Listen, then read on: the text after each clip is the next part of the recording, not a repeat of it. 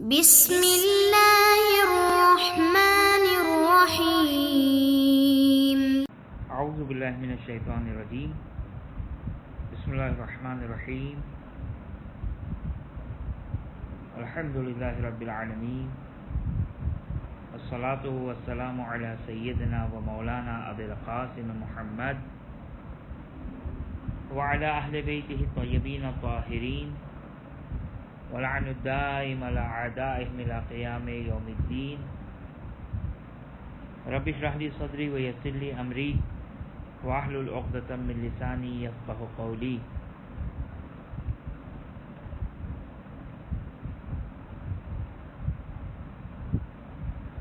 ہماری گفتگو سورہ فاتحہ کی سورہ حمد کی تفسیر میں بسم اللہ الرحمن الرحیم کے ذیل میں چل رہی تھی، اور گزشتہ گفتگو میں بسم کی تفسیر بیان ہوئی۔ بے جو زیر دینے کا کام کرتا ہے، سین میم اسم ہے، اور اس کی تفصیل گزشتہ گفتگو میں بیان ہوئی۔ آج کی ہماری گفتگو لفظ اللہ کے ذیل میں چلے گی کہ لفظ اللہ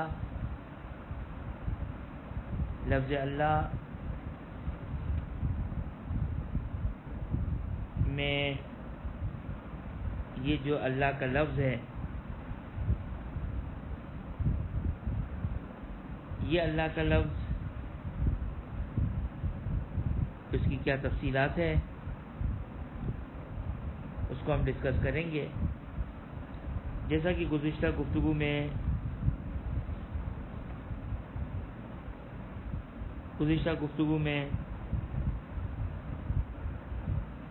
اس نقطے کو بیان کیا کہ جو لفظ اللہ ہے،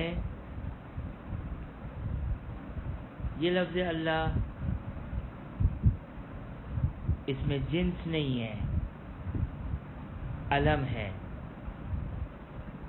اور گزشتہ گفتگو میں بیان کیا تھا کہ اس میں جنس کس کو کہتے ہیں؟ مثلا لفظ پانی،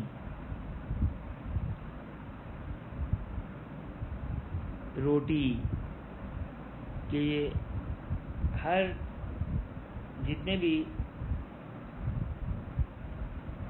پانی موجود ہیں ان سب کو پانی کہا جا سکتا ہے۔ جتنی بھی دنیا میں روٹیاں ہیں ان سب کو روٹی کہا جا سکتا ہے، اس کو کہتے ہیں اس میں جنس۔ علم کس کو کہتے ہیں؟ علم نام کو کہتے ہیں، ایک ہی پرٹیکولر شخص کے لیے جو نام ہوتا ہے اس کو علم کہتے ہیں۔ مثلا لفظ مرد، سوال کہ مرد اس میں جنس ہے یا علم ہے؟ اس میں جنس ہے، کیوں اس کو بھی مرد کہتے ہیں، اس کو بھی مرد کہتے ہیں، اس کو بھی مرد کہتے ہیں، اس کو بھی مرد کہتے ہیں۔ جتنے بھی مرد ہیں ان سب مرد کو مرد کہتے ہیں، یہ ہے اس میں جنس۔ لیکن مثال کے طور پر ایک پرٹیکولر شخص کا نام ہے محمد، ایک پرٹیکولر شخص کا نام ہے علی، ایک پرٹیکولر شخص کا نام ہے حسن، تو محمد یہ شخص ہے جو فلاں کا بیٹا ہے، مثلا علی یہ شخص ہے جو فلاں کا بیٹا ہے، اس کو کہتے ہیں علم۔ تو جو لفظ اللہ ہے، یہ لفظ اللہ علم ہے، اس میں جنس نہیں ہے۔ اس میں جنس ہو تو کیا مطلب ہو جائے گا؟ اس میں جنس ہو تو اس کا مطلب یہ ہو جائے گا کہ اللہ یعنی جو خدا کہلوا رہے ہیں، خدا بنے بیٹھے ہیں، یا جن کو لوگ خدا مان رہے ہیں، یہ سب اللہ کے افراد ہو جائیں گے۔ جس طرح پانی کے مختلف افراد تھے، مرد کے مختلف افراد تھے، یہ بھی مرد ہے، وہ بھی مرد ہے، تو یہ بت بھی اللہ ہے، وہ بت بھی اللہ ہے، وہ بت بھی اللہ ہے، یہ اس میں جنس ہو جائے گا۔ علم کس کو کہیں گے؟ علم کہیں گے یعنی ایک شخص، ایک ذات جو اللہ سبحانہ و تعالیٰ کی ہے، ایک ذات جو اللہ سبحانہ و تعالیٰ کی ہے، وہ اللہ، اس میں جلالہ بھی اس کو کہتے ہیں، وہ اللہ ہے۔ تو لفظ اللہ پرٹیکولر نام ہے اس ذات کے لیے، تو جو فرمایا آپ نے کہ اللہ نام ہے اس ذات کے لیے۔ اب یہ تو واضح ہو گیا علم اور اسم جنس کے درمیان کیا فرق ہے۔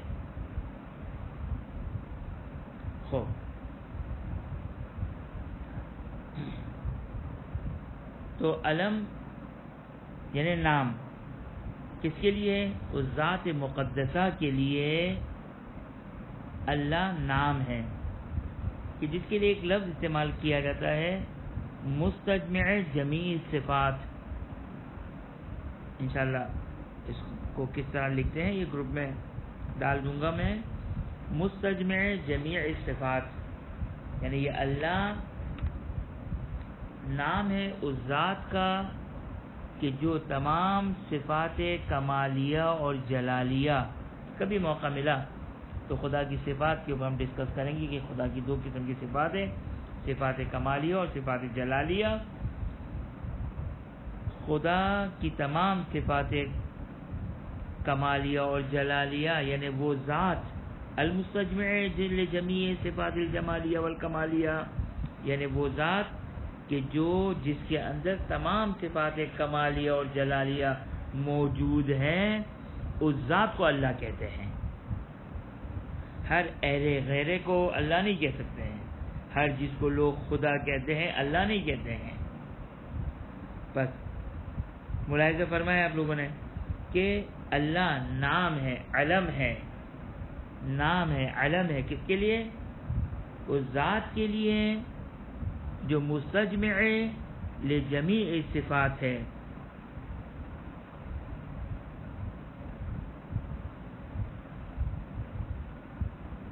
جو مستجمع جمیع صفات ہے، صفات کمالیہ اور جلالیہ ہے، یعنی جس میں تمام صفات کمالیہ اور جلالیہ پائی جاتی ہیں،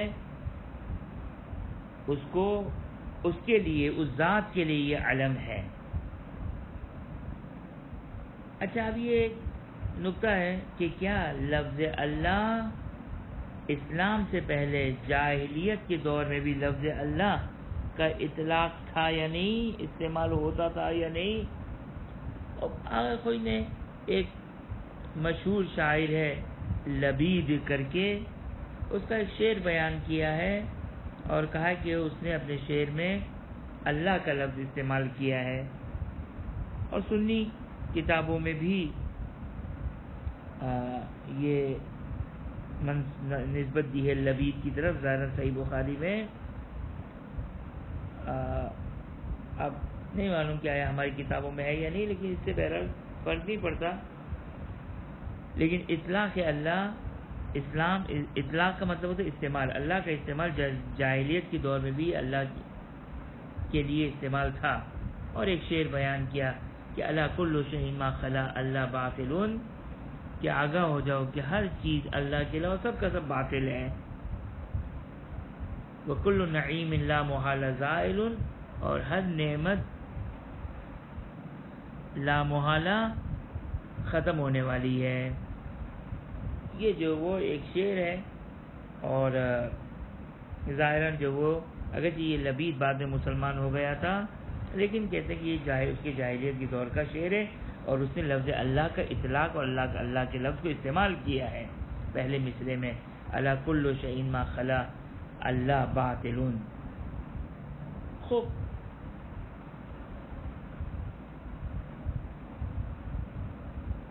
اچھا، اب یہاں پر آگے کوئی نے چند دلیلیں بیان کی ہیں۔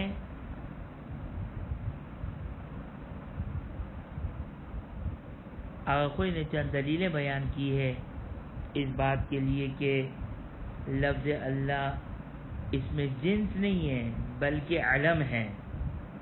یہ اس میں جلالہ اللہ کے نام کو اسم جلالہ کہتے ہیں. یہ لفظ اس اللہ کے کلمے کو، اللہ کے ورڈ کو اسم جلالہ کہتے ہیں، کیونکہ بزرگ نام ہے یہ. کہ بقول مرحوم سید سبزواری یہ ہے کہ جتنے بھی نام ہیں ان سب میں مقدس ترین جو نام ہے وہ اللہ ہے. وہ اللہ کا، یہ خود لفظ، اللہ کی ذات نہیں، خود اللہ کا جو لفظ ہے.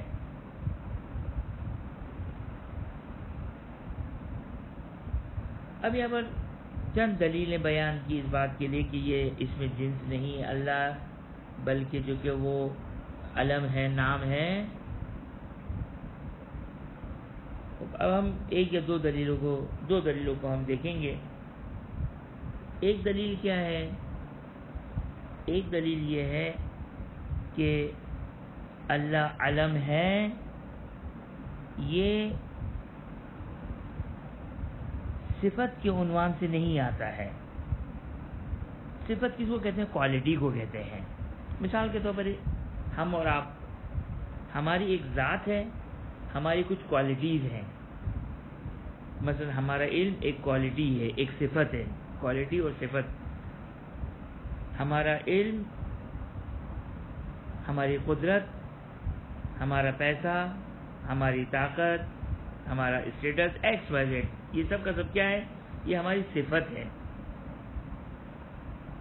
علم کیا ہے؟ محمد علم ہے. اس کی صفات کیا ہے؟ اس کی کوالٹیز کیا ہے؟ کہ عالم ہے یا جاہل ہے، عالم ہے اور زندہ ہے، قادر ہے، یہ اس کی کوالٹیز ہیں. تو آپ نے ملاحظہ فرمایا کہ یہ علم ہے، صفت نہیں ہے.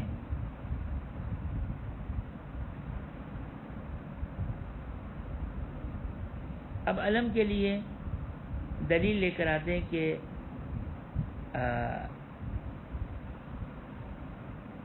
اس کو لفظ اللہ کو صفت کے عنوان سے نہیں لایا جاتا ہے. مثال کے طور پر آپ کسی کی صفت بیان کرتے ہیں تو کیا کہتے ہیں؟ کہ محمد عالم ہے. محمد جس کی صفت یہ کہ وہ عالم ہے، محمد جس کی صفت یہ کہ وہ قادر ہے. آپ نہیں کہتے کہ عالم محمد، یعنی عالم کی صفت یہ کہ وہ محمد ہے. یہ محمد کو بے عنوان آپ کوالٹی بیان نہیں کرتے، صفت بیان نہیں کرتے ہیں، بلکہ کوالٹی اور صفت کس کے لیے ہوتی ہے؟ علم کے لیے ہوتی ہے، اس شخص کے لیے ہوتی ہے، اس ذات کے لیے ہوتی ہے. تو لفظ اللہ کو ایز اے کوالٹی اور صفات بیان نہیں کی جاتی ہے، بلکہ ایز اے علم بیان کیا جاتا ہے. نہیں کہا جائے گا کہ العالم اللہ، الرازق اللہ، الخالق اللہ، صفت کے عنوان سے. صفت کے عنوان سے یہ اس طریقے سے بیان نہیں کیا جا سکتا ہے. اچھا، آپ کی نظر میں ایک نقطہ عرض کر دوں میں یہاں پر کہ دیکھیں، یہ جو ہماری اس تفسیر کا مقصد ہے وہ یہ کہ ہم بہت ہی صحیح ہے، بہت سی چیزوں کو میں بیان نہیں کروں گا، لیکن اس کے علاوہ ہم تھوڑا سا ڈیٹیل میں تفسیر کو پڑھیں گے. پہلے بھی میں نے اس بات کی طرف اشارہ کیا تھا کہ ہماری تفسیر جو ہے وہ ایک جو نارمل تفسیریں ہوتی ہیں منبر پہ، ظاہر ہے وہ عوام کے درمیان گفتگو ہوتی ہے، تو وہ اتنی ڈیپتھ میں منبر پہ گفتگو نہیں کی جا سکتی ہے. وہاں پہ واقعات اور اس قسم کی باتیں وغیرہ کوٹ کی جاتی ہے اور بیان کی جاتی ہے. میں نے پہلے ہی بیان کیا تھا کہ اس میں ہمارے واقعات وغیرہ نہیں آئیں گے. ہاں ممکن ہے کوئی جزوی بات آ جائے تو ایک الگ بات ہے، لیکن باقاعدہ کوئی ایسی چیز نہیں ہوگی، بلکہ ہم آیات کو سمجھیں گے کہ یہ آیات کیا کہنا چاہ رہی ہیں. لہذا یہ جب تک ہم اپنے ہاتھ میں کاغذ پینسل لے کر نہ سنیں گے، ہمیں سمجھ میں یعنی یہ ہم اچھی طریقے سے نہیں سمجھ سکیں گے. لہذا اس پہ تھوڑا سا جو ہے وہ ٹائم دینا پڑے گا. بس آپ نے ملاحظہ فرمایا کہ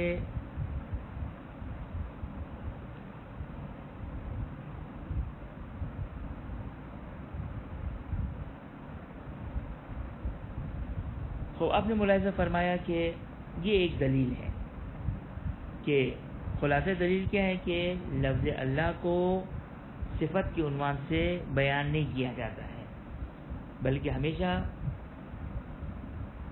یہ موصوف قرار دیتا ہے، موصوف قرار پاتا ہے۔ موصوف کس کو کہتے ہیں؟ موصوف یعنی جس کے لیے صفت لائی جائے۔ مثال کے طور پر آپ نے کہا کہ محمد جو ہے وہ عالم ہے، تو عالم صفت ہو جائے گی، محمد کو کیا ہو جائے گا؟ موصوف ہو جائے گا۔ تو اللہ جو عنوان موصوف بیان ہوتا ہے، صفت کے عنوان سے بیان نہیں ہوتا ہے لفظ اللہ۔ یہ پہلی دلیل۔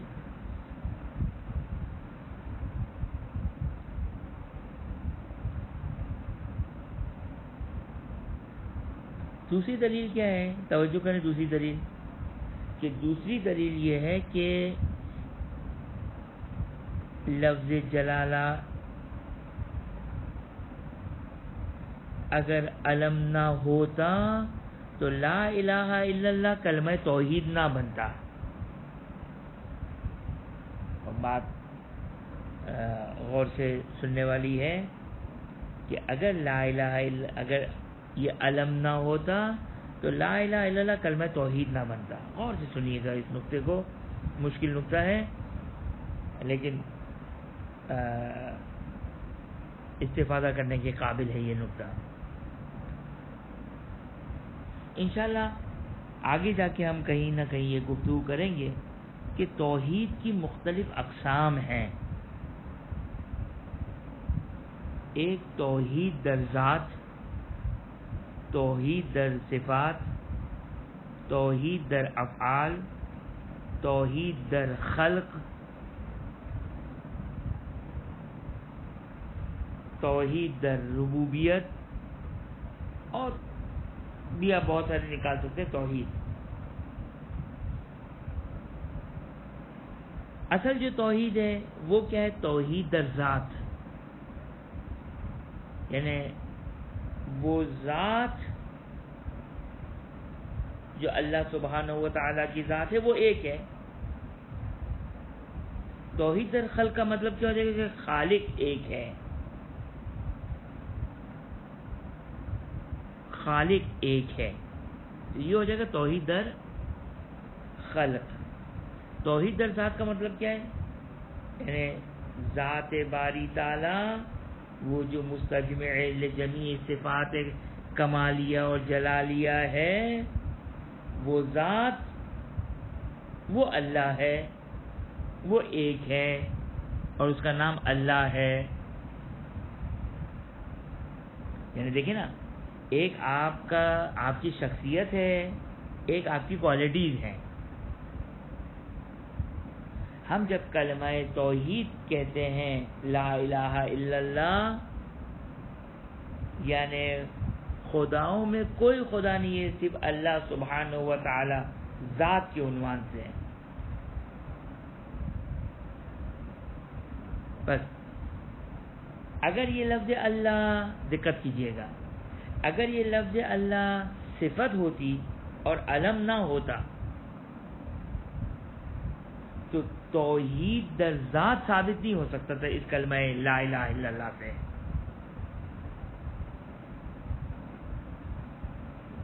توحید در ذات اسی وقت ثابت ہوگا جب ہم کہیں کہ اللہ علم ہے۔ اللہ صفت نہیں ہے بلکہ اللہ علم ہے، نام ہے، اللہ علم ہے۔ یعنی ذات الہی منحصر اللہ سبحانہ و تعالی میں، جبکہ آپ یہ نہیں کہہ سکتے ہیں لا الہ الا الرازق، لا الہ الا الخالق،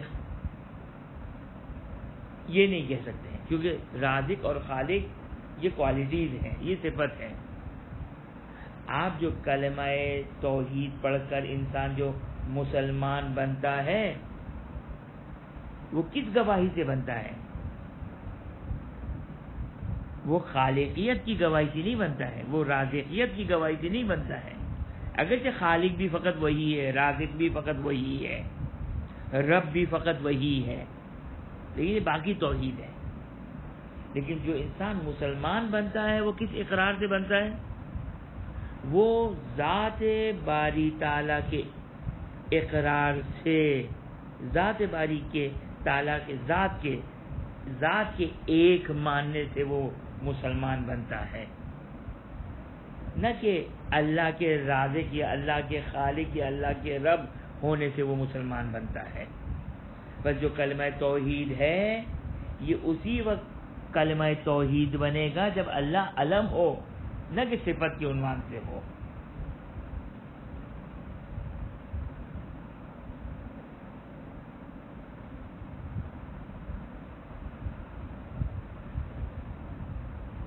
خوب امید ہے بات واضح ہو گئی ہوگی، بات انشاءاللہ واضح ہے، اتنی مشکل نہیں ہے۔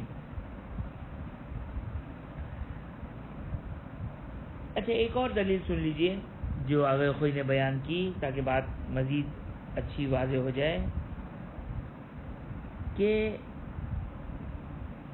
ہمارا سوال ہے ہر ذات کا اپنا ایک نام ہوا کرتا ہے۔ سوال یہ ہے کہ اگر اللہ علم نہیں ہے تو اس ذات کے لیے کیا نام ہے؟ تو معلوم ہے خالق نام نہیں ہے، اس کی کوالٹی ہے، رازق نام نہیں ہے، کوالٹی ہے، رحمان و رحیم نام نہیں ہے، کوالٹی ہے، جتنے بھی اسماء اللہ باقی کے سارے ہیں یہ سارے کے سارے اس کی کوالٹیز ہیں۔ خود اس ذات کے لیے کیا نام ہے؟ تو ہم دیکھتے ہیں کہ سوائے لفظ اللہ اس میں جلالہ کی کوئی نام اس کے اوپر فٹ نہیں ہوتا ہے، اس کے علاوہ کچھ بھی نہیں ہے۔ لہذا پتہ چلتا ہے کہ لفظ اللہ کو بنایا گیا ہے، یہ لفظ اللہ استعمال ہوتا ہے کس کے لیے؟ اسی ذات مستجمع لجمیع صفات الجمالیہ والکمالیہ کے لیے۔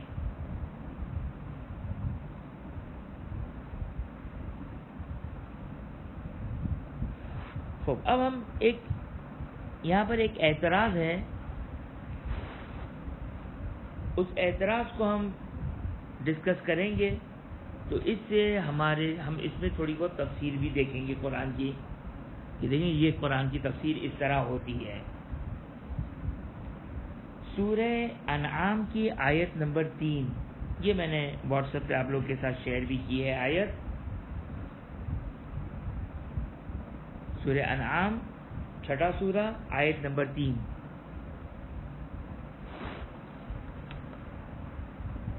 اب آیت کا صرف ہم پہلا ٹکڑا پڑھتے ہیں، وَهُوَ اللَّهُ فِي السَّمَاوَاتِ وَفِي الْأَرْضِ، وَهُوَ اللَّهُ فِي السَّمَاوَاتِ وَالْأَرْضِ۔ خوب یہاں پر ایک اعتراض ہوتا ہے، غور سے سننے والا ہے، بس سمجھے کہ تفسیر یہی ہے۔ اگر ہمیں یہ آج کی بات سمجھ میں آ گئی تو اس کا مطلب کہ تفسیر ہمیں سمجھ میں آئے گی، ورنہ تفسیر اس سے زیادہ آسان نہیں کی جا سکتی ہے۔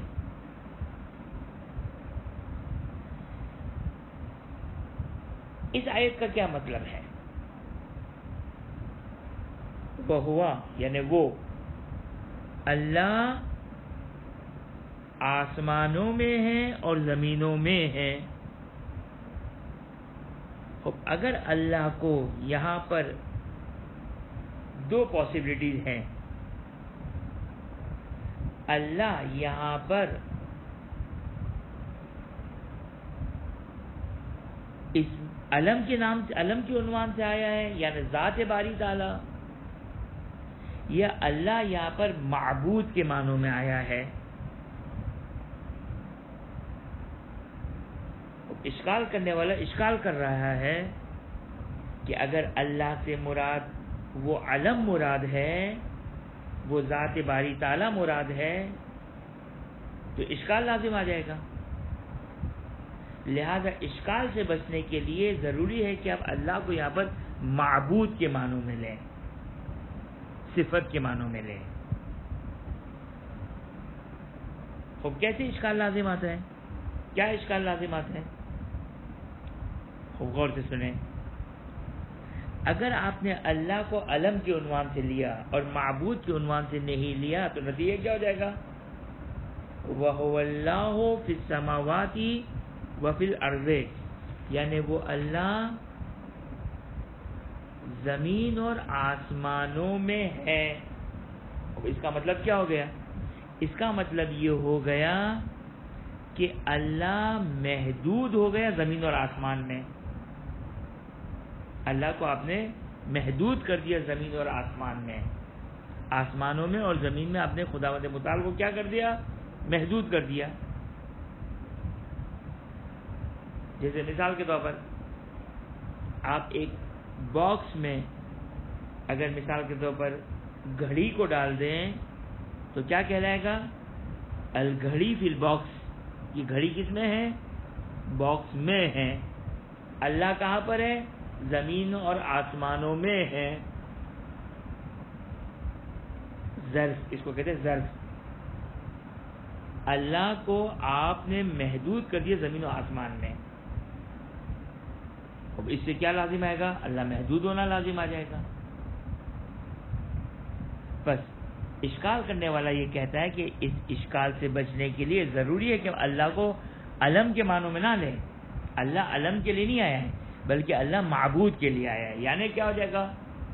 یعنی زمینوں اور آسمانوں میں جس کی عبادت کی جاتی ہے وہ خدا کی ذات ہے.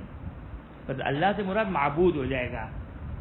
خب درست ہے یہ بات، اس میں کوئی اشکال لازم نہیں آتا ہے. خود اللہ محدود نہیں ہو رہا ہے بلکہ اس کی عبادت کرنے والے زمین اور آسمانوں میں موجود ہے. اس میں کوئی مشکل لازم نہیں آتی ہے. اور یہ ایک اعتراض ہے اللہ کو علم لینے میں. جواب کیا ہے اس کا؟ جواب غور سے سنیے. دیکھیں قرآن، پہلے بھی میں نے آپ کی خدمت میں عرض کیا تھا کہ ہمارے لیے جو قرآن حجت ہے وہ ظاہر قرآن حجت ہے، ظہور قرآن حجت ہے. اگر قرآن کی فقط یہی آیت ہوتی، یعنی آیت کا فقط اتنا ہی ٹکڑا ہوتا تو ہم مجبور تھے کہ ہم یہاں پر اللہ سے مراد معبود لیں، کیونکہ اس اشکال سے بچنے کے لیے اور کوئی ہمارے پاس چارہ نہیں ہے. معبود لیں گے تو ہم اس اشکال سے بچ سکیں گے. اشکال کیا ہے کہ اللہ کو اگر علم لیا تو اللہ کو محدود کرنا لازم آ جائے گا. اللہ کو محدود کرنا لازم آ جائے گا.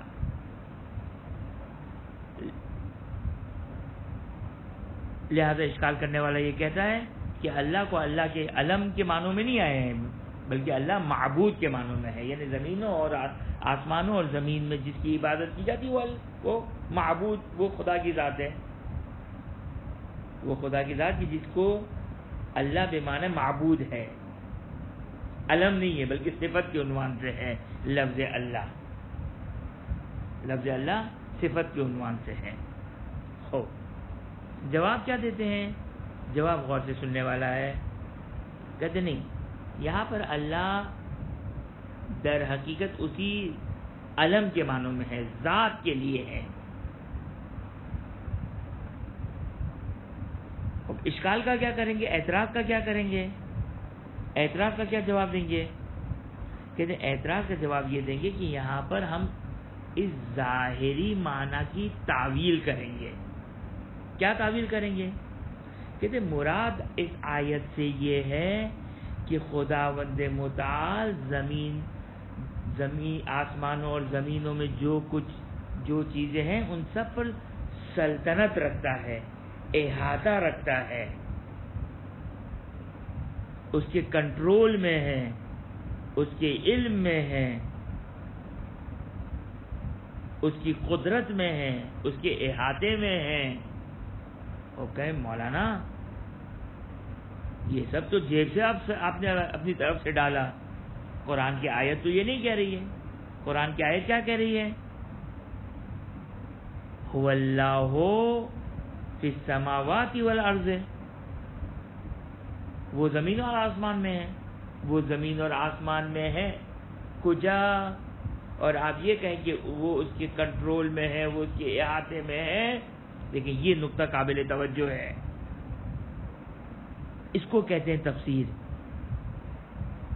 کہ ظاہری معنی نہیں نکل رہا ہے هو اللہ فی السماوات والارض سے کہ اس کے کنٹرول میں ہے، اس کے احاطے میں ہے، اس کی قدرت میں ہے، اس کی طاقت میں ہے، اس کے علم میں ہے. یہ آپ قرآن کے ظاہر سے نہیں نکال رہے ہیں، یہ تو آپ نے اپنی جیب سے معنی نکالا ہے۔ ہم نے کہا نا کہ اگر قرآن کی آیت کا یہی فقط ایک حصہ ہوتا تو صحیح ہے۔ اب جو آیت آگے کنٹینیو ہو رہی ہے وہ آیت کیا ہے جو کنٹینیو ہو رہی ہے؟ وہ پوری آیت کیا ہے؟ وہ پوری آیت یہ ہے، اعوذ باللہ من الشیطان الرجیم، بسم اللہ الرحمن الرحیم، واللہ فی السماوات وفی الارض یعلم سرکم وجہرکم ویعلم ما تکسبون، کہ وہ اللہ جو زمینوں اور آسمانوں میں ہے، یعنی یہاں پر زمین اور آسمانوں میں ہے، یعنی وہ تمہاری پوشیدہ چیز کو بھی جانتا ہے، تمہارے ظاہری چیز کو بھی جانتا ہے، جو تم کماتے ہو اس کو بھی جانتا ہے، یعنی احاطہ رکھتا ہے، علم رکھتا ہے۔ یہاں پر سلطنت کے معنوں میں ہے۔ بس دقت کریں، اگر اللہ معبود کے معنوں میں ہوتا تو یہ آیت کا آگے کے ٹکڑے کو آپ کس طرح اس کو میچ کرتے ہیں؟ اللہ زمینوں اور آسمانوں میں معبود ہے، وہ تمہارے راز کو بھی جانتا ہے، تمہارے ظاہری چیز کو بھی جانتا ہے، جو تم جاننے کا معبودیت سے کیا تعلق ہے؟ بس یہ ایک خود کرینہ ہے، یعلم سرکم و جہرکم، یہ خود دلیل اشارہ ہے کہ یہاں پر وَهُوَ اللَّهُ فِي السَّمَاوَاتِ مراد احاطہ ہے، قدرت ہے، سلطنت ہے، علم ہے، طاقت اور قدرت میں ہے۔ اور اس کے علاوہ خود ہمارے پاس روایت موجود ہے، شیخ مفید، توجہ کریں، شیخ مفید روایت کو نقل کرتے ہیں، روایت کی جاتی ہے شیخ مفید سے کہ چھٹے امام جعفر صادق علیہ السلام سے سوال کیا گیا اسی آیت کے بارے میں، دقت کے نہیں، اسی آیت کے بارے میں سوال کیا گیا۔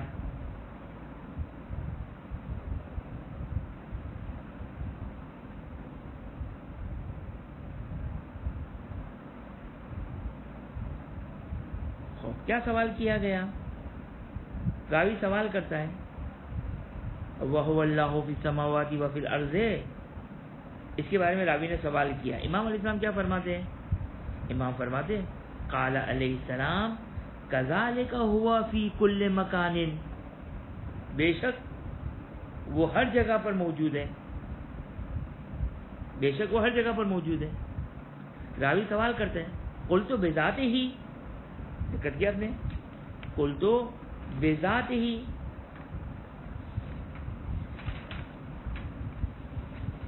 قلت بذاتہ یعنی بذات خود وہ موجود ہے۔ امام فرماتے وائے ہو تجھ پر،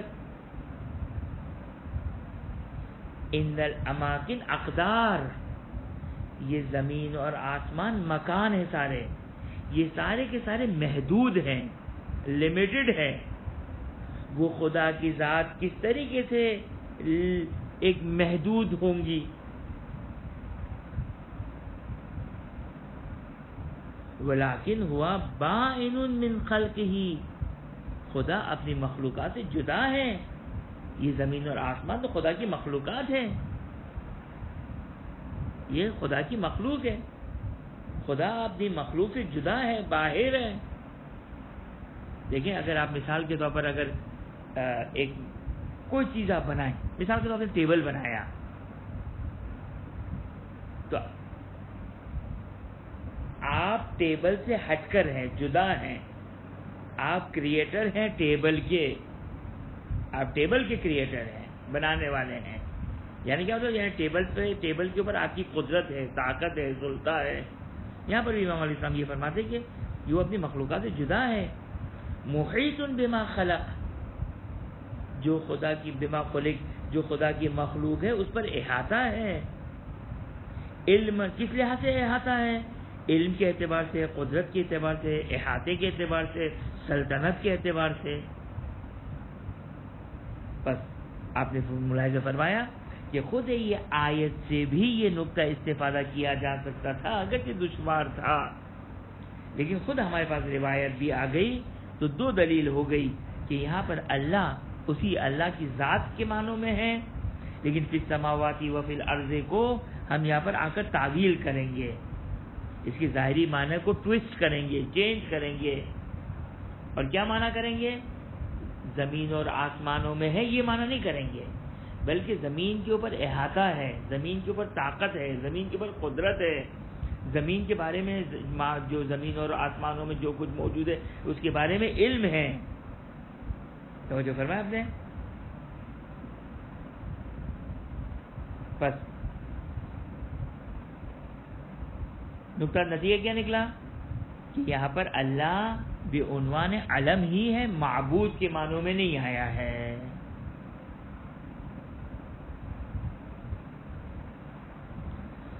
تو اب یہاں پر ایک نقطہ ہے، وہ نقطہ کا توجہ کریں کہ لفظ اللہ، دیکھیے عربی زبان بہت ہی مختلف لینگویج ہے باقی زبانوں کے مقابلے میں۔ اس کے ایک ایک ورڈز میں ایک پورا جو کہ وہ ایک مطلب اور بہت سارے نکات اس کے اندر پوشیدہ ہوتے ہیں۔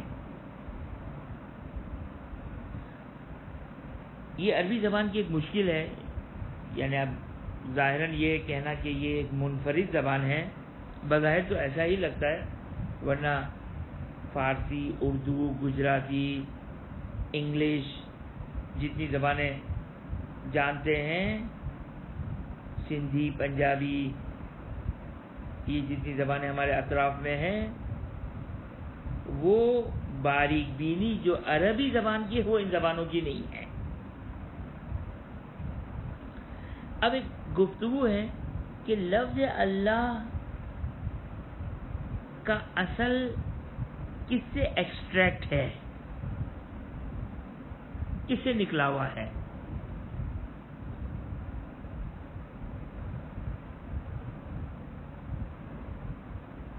یہ اس کو بیان کرنے کا مقصد یہ ہے کہ تاکہ ہم لفظ اللہ کو مزید سمجھ سکیں۔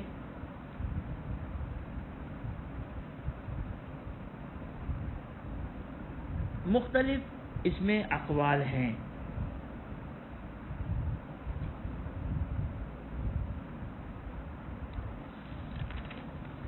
ایک قول یہ ہے کہ یہ لاہا سے نکلا ہے، یہ میں نے واٹس ایپ کیا ہے، لام الف ہے لاہا۔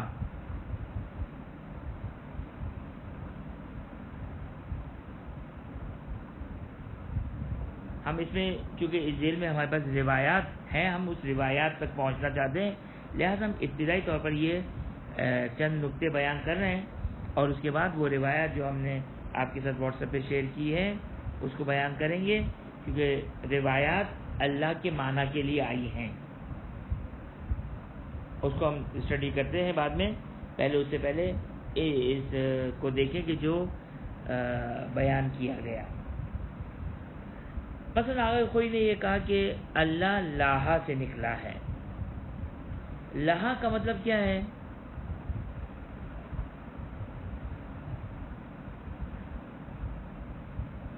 حجاب، کہ وہ خدا کی ذات حجاب میں ہے۔ کس لحاظ سے حجاب میں ہے؟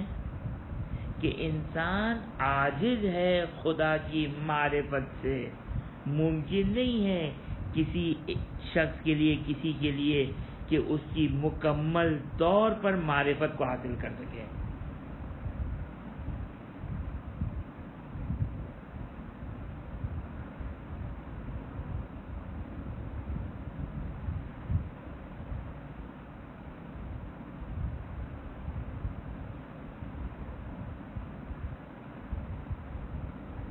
وہ ذات اتنی بلند ہے کہ اس کی ذات مخلوقات سے چھپی ہوئی ہے۔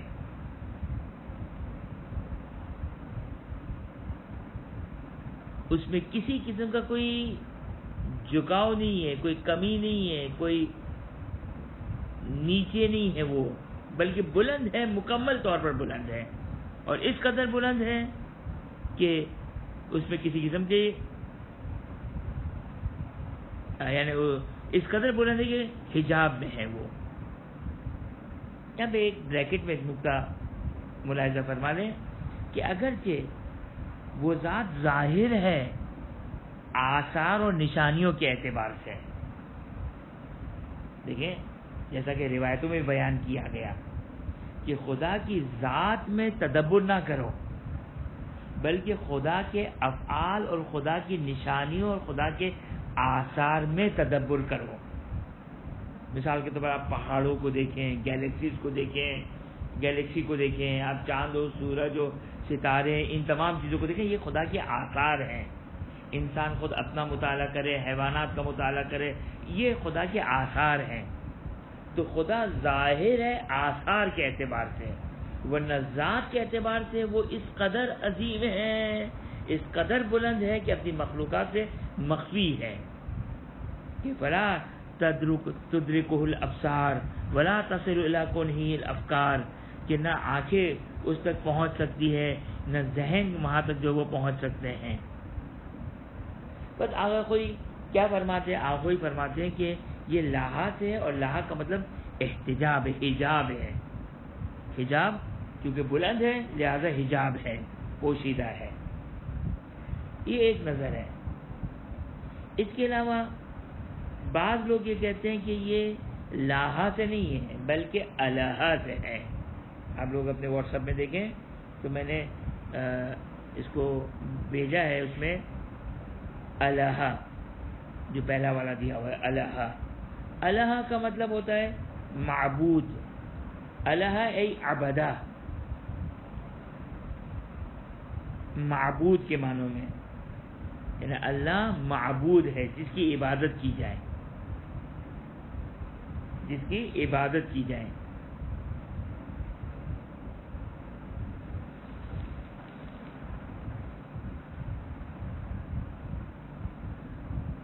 اور تیسرا قول یہ ہے کہ یہ ولہا سے ہے، ولہا۔ ولہا کا مطلب اگر ولہا سے ہے تو یہ اللہ کس معنوں میں ہو جائے گا؟ اس اعتبار سے ہو جائے گا کہ تمام کی تمام مخلوق اس کی ذات کی اوصاف کے سامنے حیران و پریشان ہے، اس کی قدرت کو دیکھ کر، اس کے علم کو دیکھ کر، اس کی عظمت کو دیکھ کر انسان حیران ہے۔ بس یہ ولہا حیران کے معنوں میں ہے۔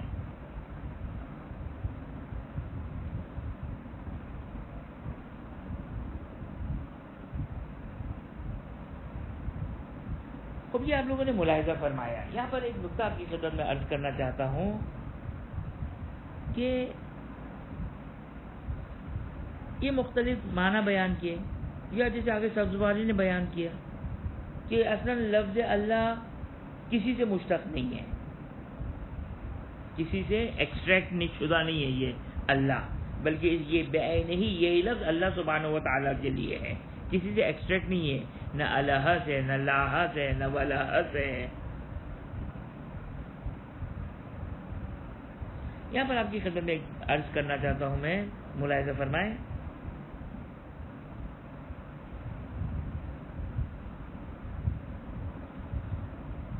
اچھا، روایات ہم دیکھتے ہیں، روایات کیا آئی ہیں ہمارے پاس؟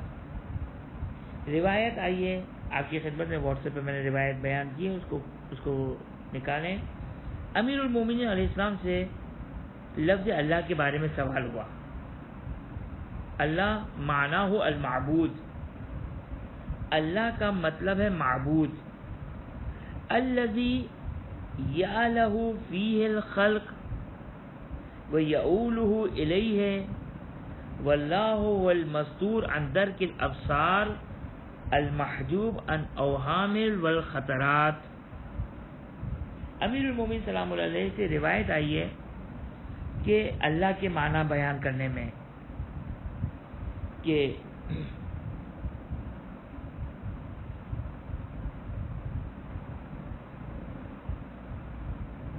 یا لہو، اچھا پہلے کہا کہ معبود یعنی جس کی عبادت کی جائے، الذی وہ کہ یا لہو فیہ الخلق،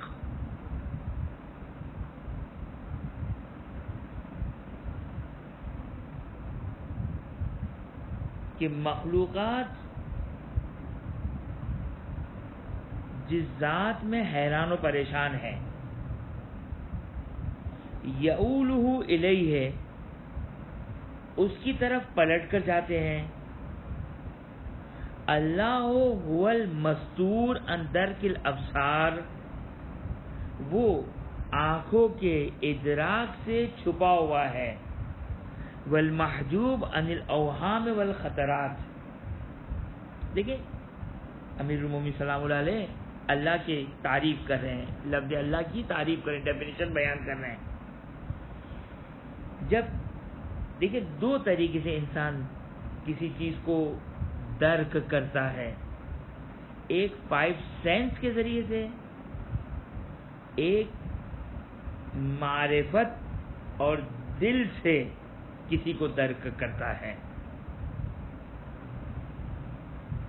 تو کیا کہا امیر المومنین اس روایت کے مطابق؟ امیر المومنین فرماتے کہ هو المستور عن درک الابصار، آنکھوں کے ادراک سے وہ چھپا ہوا ہے، یعنی آنکھیں درک نہیں کر سکتی اس کو، یعنی 5 سینس کے لیے مستور چھپا ہوا ہے، اور دل کے لیے آیا ہے محجوب عن الاوہام والخطرات، یعنی انسان اپنے وجدان میں، اپنے عقل میں، اپنی عقل کے لحاظ سے خدا کو اگر درک کرنا چاہے تو حجاب میں ہے، چھپا ہوا ہے۔ یہ ایک روایت، اس کا ترجمہ آپ نے ملاحظہ فرمایا، اس کا خلاصہ ہم بعد میں بیان کریں گے۔ دوسری روایت امام باقر علیہ السلام سے، اللہ معناہ المعبود، اللہ کے جس کا معنی کیا ہے؟ معبود ہے، الذی الہ الخلق عن درک ماہیتہ، معبود وہ کہ مخلوق اس کی حقیقت کو درک کرنے سے عاجز ہیں،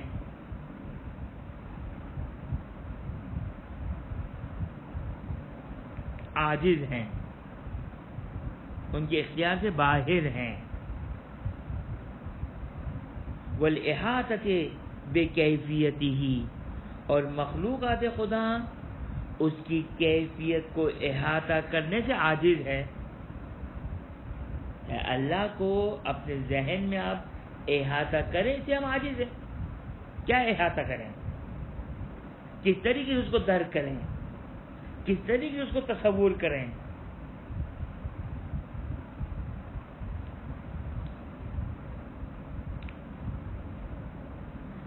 یہ دوسری روایت۔ تیسری روایت امام حسن عسکری علیہ الصلوۃ والسلام سے ہے، اللہ هو الذی یتألہ الیہ عند الحوائج والشدائد کل مخلوق عند انقطاع رجا من کل من دونہ،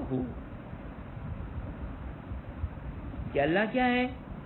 الذی یتألہ الیہ، کہ اللہ وہ ہے کہ جس کی طرف خدا کی ساری مخلوق حاجتوں کے وقت اور مشکلات کے وقت جس کی طرف رجوع کرتی ہے، وہ اللہ کی ذات ہے۔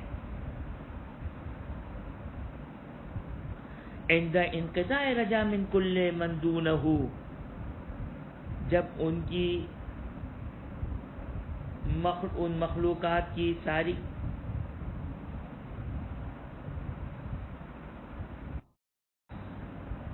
تیسرا معنی بیان کر رہے تھے، تیسری حدیث جو 11ویں امام سے ہے، کہ اللہ کا معنی 11ویں امام بیان کرتے ہیں کہ هو الذی یتألہ الیہ عند الحوائج والشدائد کل مخلوق، کہ وہ خدا کی ذات کی جس کی طرف لوگ رجوع کرتے ہیں حاجتوں کے وقت، جب وہ سارے کے سارے تمام غیر از خدا سے نا امید ہو جاتے ہیں تو خدا کی طرف رجوع کرتے ہیں۔ یہ اللہ کا معنی بیان کیا۔ اور چوتھی حدیث کیا ہے چوتھی حدیث امام کاظم علیہ الصلوۃ والسلام سے ہے کہ استولا فی معنی اللہ، اللہ کے معنوں کا، اللہ کے معنی کو بیان کیا جا رہا ہے. استولا علی ما دق و جلا، یعنی وہ خدا کے ذات جو احاطہ کیے ہوئے ہیں ہر چھوٹی سے چھوٹی چیز اور عظیم سے عظیم چیز کے اوپر احاطہ کیے ہوئے ہیں. تو یہ 4 حدیث آپ کی خدمت میں آپ نے لوگوں نے ملاحظہ فرمائی. یہ 4 حدیث جو اللہ کے معنی میں بیان کی گئی، اور اس سے پہلے اللہ کا معنی بیان کیا گیا کہ اللہ اللہ سے نکلا ہے، واللہ سے نکلا ہے، لاہا سے نکلا ہے. یہ ساری باتیں اس کا مطالعہ کریں، اور اگلی دفعہ انشاءاللہ ہم کنکلوژن دیں گے کہ اس حدیث کو ہم کس طریقے سے اس بات کے ساتھ ملائیں کہ اللہ علم ہے اس ذات کے لیے، جبکہ یہاں پر کسی بھی روایت میں امام علیہ السلام نے علم نہیں بیان کیا. تو اس کو کس طریقے سے انشاءاللہ بیان کریں گے، کس طریقے سے اس کو ملائیں گے، تو انشاءاللہ اس کو اگلی دفعہ اس کی تفصیل بیان کریں گے. وآخر دعوانا الحمدللہ رب العالمین. سبسکرائب کیجئے ذکر ٹی وی اور اس علم کے سفر میں ہمارے قدم کے ساتھ قدم ملائیے.